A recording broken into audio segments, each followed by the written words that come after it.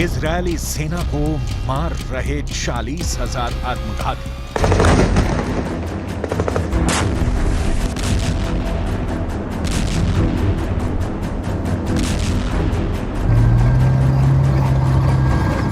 रूस यूक्रेन जंग से कई गुना क्रूर और खौफनाक जंग इस वक्त गाजा पट्टी में चल रही है।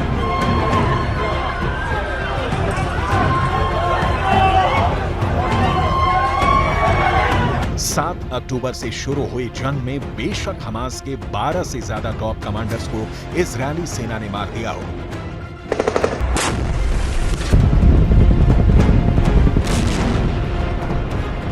लेकिन हमास ने भी इजरायली सेना के 30 के करीब सैनिक और कुछ कमांडर्स को मार गिराने का दावा किया है।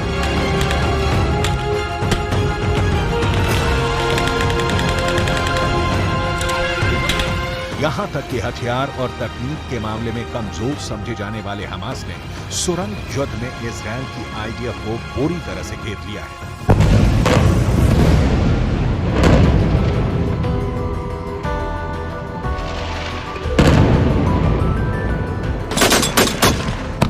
भले ही जंग में हमास के 3,000 के करीब लड़ाके मारे जा चुके हैं,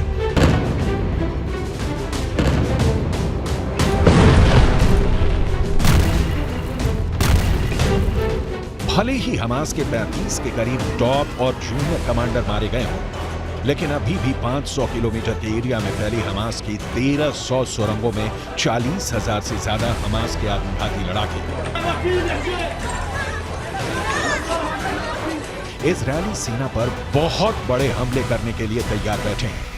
हमास के कई वीडियो में दिखाया गया है कि सुरंगों के जाल से निकलकर हमास के लड़ाकों ने इजरायली सेना, टैंक और भारी तोपखाने पर रॉकेट से घातक हमले किए हैं।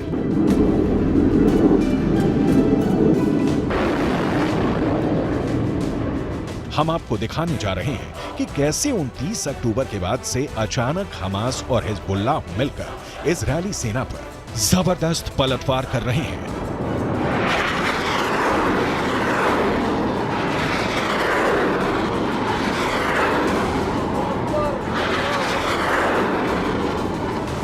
हम आपको दिखाने जा रहे हैं कि कैसे इजरायल दावा कर रहा है कि गाजा की जंग अब हमास और हिजबुल्लाह कभी नहीं जीत पाएंगे। हम आपको दिखाने जा रहे हैं कि क्यों इजरायल के रक्षा मंत्री योव गैलेंट ने हमास के नंबर 2 कमांडर याह्या सिनवार की हत्या करने की कसम खाई है।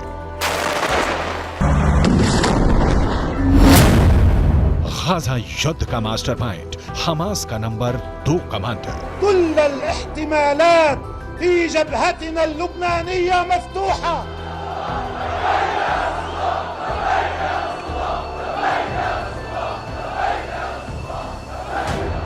ये बिल्कुल साफ हो चुका है, हमास और हिजबुल्लाह निश्चित तौर पर एक बार फिर से 7 अक्टूबर जैसा हमला इजरायल पर करने की जबरदस्त तैयारी कर रहे हैं।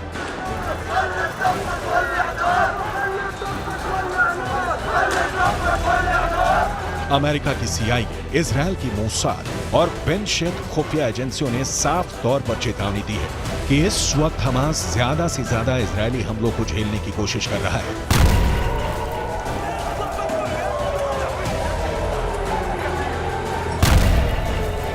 असल में हमास आने वाले दिनों में हिजबुल्लाह के साथ मिलकर इजरायल पर बड़े हमले की तैयारी कर चुका है।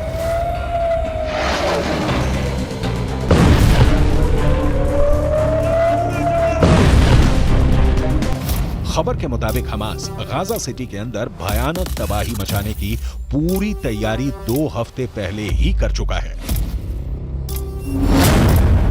इजरायली सेना को मार रहे 40,000 आत्मघाती।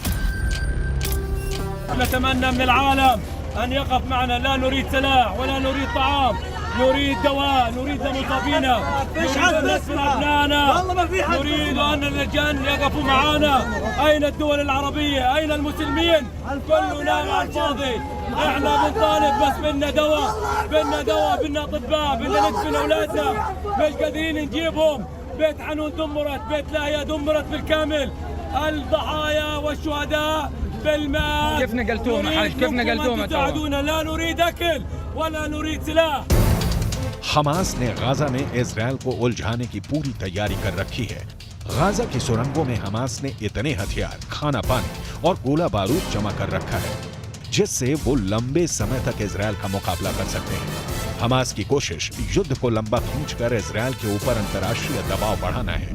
हमास के सूत्रों के अनुसार हमास के पास लगभग 40,000 लड़ाके हैं जो कई सालों तक सैकड़ों किलोमीटर लंबी और 80 मीटर गहरी गढ़वाली सुरंगों में छिपे रह सकते हैं। हालांकि इजरायली सेना डंके की चोट पर कह रही है कि हमास के 2500 से ज्यादा ठिकाने तबाह किए जा चुके हैं, जबकि सुरंगों में 1700 से ज्यादा हमास के लड़ाके जिंदा ही दफन कर दिए गए हैं। इजरायल की यालोम विशेष लड़ाकू इंजीनियरिंग इकाई के सैनिक ने हमास की सुरंगों का सफाया बड़ी तेजी से करना शुरू कर दिया है। गाजा युद्ध का मास्टर माइंड, हमास का नंबर 2 कमांडर। ואנחנו עושים את מה שנדרש. גדודי החמאס סופגים מכות קשות ואנחנו מפרקים גדוד אחרי גדוד. אפשר לראות כאן את אזורי העיר עזה. בכל מקום כזה, בכל ריבוע כזה, יש לפחות מסגרת גדודית או פלוגתית. המסגרות האלה הולכות ומתכרסמות, הולכות ומתפרקות כתוצאה מהפעולה הנחושה של לוחמי צה"ל. इजरायल के रक्षा सचिव यो गैलेंट, इजरायली सेना के chief of defence staff Herzi Halevi, IDF के ब्रिगेडियर जनरल इत्जिक कोहेन का साफ कहना है कि हमास को गाजा पट्टी में अब दोबारा कभी घुसने नहीं देंगे और ना ही अब गाजा में कभी भी हमास का एक भी लड़ाका या नेता जिंदा बच पाएगा। इजरायली सेना के स्पेशल फोर्स इस वक्त गाजा सिटी के बेहद अंदर घुसकर ऑपरेशन चला रही है। इजरायली सेना के टॉप कमांडर्स की मीटिंग में एक ही बात पर खास जोर दिया जा रहा है कि हमास की भीषण तबाही और इजरायली सैनिकों को हमास के जानलेवा हमलों से बचाना यही वजह है कि इजरायली जमीनी सेना के खुफिया इनपुट को लेकर उत्तरी गाजा, दक्षिणी गाजा और वेस्ट बैंक में चुन चुन कर भीषण हमले कर रहे हैं। इजरायल ने गाजा के सबसे बड़े रिफ्यूजी कैंप जबालिया में प्रचंड हवाई हमला किया है। इसमें 20 से ज्यादा लोगों की मौत हुई है। बम और मिसाइलों के हमलों ने उत्तरी गाजा को कब्रिस्तान बना दिया है। इमारतों से निकली लाशें और चीखते फिलिस्तीनियों की तस्वीरें देखकर अरब लीग के 22 देश खून का घूंट पीकर रह गए हैं। 2 नवंबर को यूएन स्कूल पर इजरायल ने हमला किया था। इसमें 27 फिलिस्तीनी मारे गए थे। इजरायल लगातार स्कूलों, अस्पतालों को निशाना बना रहा है जहां फिलिस्तीनियों ने शरण ले रखी है। इजरायल का साफ कहना है कि हमास के लड़ाके इन जगहों पर छिपे हैं, इसलिए हमले कर रहे हैं।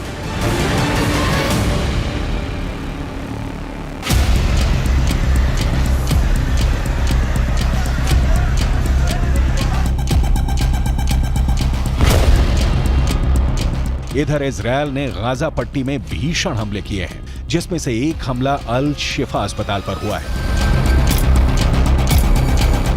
आईडीएफ ने दावा किया है कि अल शिफा अस्पताल के बाहर जिस एम्बुलेंस से मरीजों को मिस्र ले जाने का दावा किया जा रहा था, उस एम्बुलेंस में हमास के लड़ाके और कमांडर मौजूद थे जो अल शिफा अस्पताल की एम्बुलेंस से मिस्र भाग रहे थे। लेकिन हॉस्पिटल में मौजूद इजरायली एजेंटों ने आखिरी वक्त में खबर कर दी कि एम्बुलेंस में मरीज नहीं, हमास के लड़ाके हैं, जिसके बाद इजरायल ने अल शिफा अस्पताल पर हमला करके एम्बुलेंस में मौजूद हमास लड़ाकों को मार डाला। لقينا الا برميل متفجر. هذا مش صاروخ طبيعي، هذا اشي مش طبيعي، اول مره نسمعه. حي كامل زي ما انت شايف عندك كله راح، ناس امنين صغار ماتت، كلهم اطفال طلعناهم، نساء ماتت. هم هدول هدفهم بس قتل الابرياء والاطفال والنساء بس، بدهم عدد قتلى وعدد موت.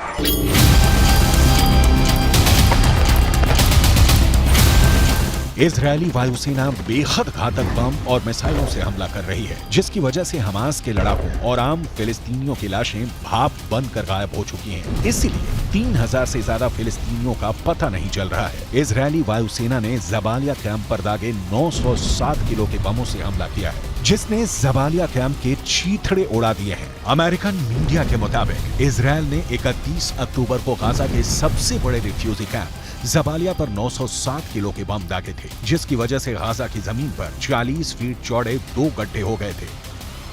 इस हमले में करीब 195 लोग मारे गए थे। मिडिल ईस्ट की मीडिया के मुताबिक गाजा के हेल्थ मिनिस्ट्री का कहना है कि लगातार हो रही इजरायली बमबारी की वजह से 2200 लोग मलबे में दबे हैं। इनमें 1250 बच्चे हैं। इजरायली सेना मस्जिदों पर भी हमला कर रही है। यूएन का साफ कहना है कि गाजा में कोई भी जगह सुरक्षित नहीं बची है।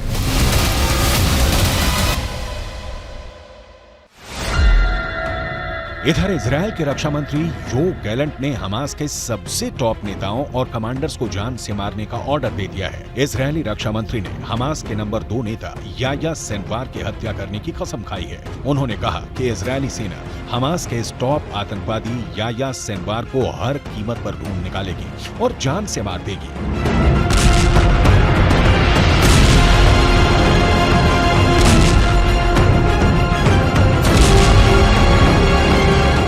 שזה מאוד מורכב, לכו, תעזרו לאנשים ללמוד, תחזקו את כולם, תחזקו את הרוח, אני יודע שהיא מאוד מאוד חזקה, מאוד מאוד גאה באנשים, גאה בכם. ज्वालामुखी रॉकेट से हिजबुल्लाह का हमला।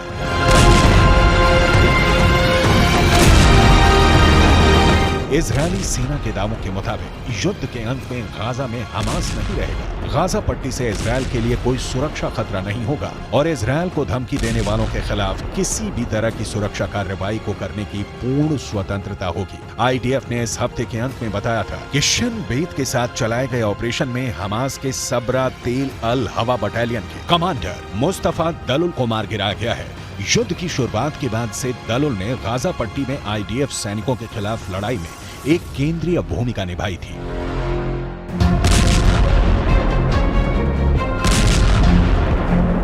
इधर हिजबुल्लाह ने इजरायल की आईडीएफ के खिलाफ अपने ज्वालामुखी रॉकेट को उतार दिया है, जिसे बोरखान मिसाइलों के नाम से जाना जाता है। मिसाइल जैसी क्षमता और रॉकेट जैसी मारक क्षमता वाली बोरखान मिसाइलों ने इजरायली सेना पर हमले शुरू कर दिए हैं। उत्तरी लेबनान की सीमा से लगी इजरायली बॉर्डर पर बोरखान मिसाइलों से हमले किए हैं। हिजबुल्लाह के दावों के मुताबिक इजरायल ने लेबनान की सीमा पर हवाई हमले शुरू किए थे, जिसके जवाब में हिजबुल्लाह ने ज्वालामुखी रॉकेट यानी बोरखान मिसाइल से हमला किया है। जोरदार धमाके साफ देखे जा सकते हैं।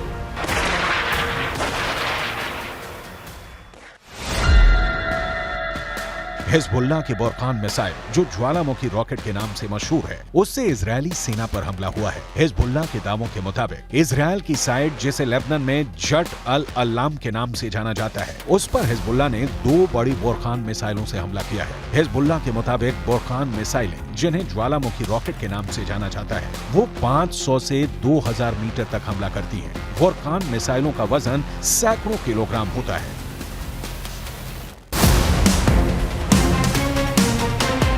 अब देखना होगा कि हमास और हिजबुल्लाह मिलकर इजरायल को गाजा पट्टी में मात दे पाएंगे या फिर इजरायल हमास के साथ साथ हिजबुल्लाह का वजूद भी खत्म कर देगा।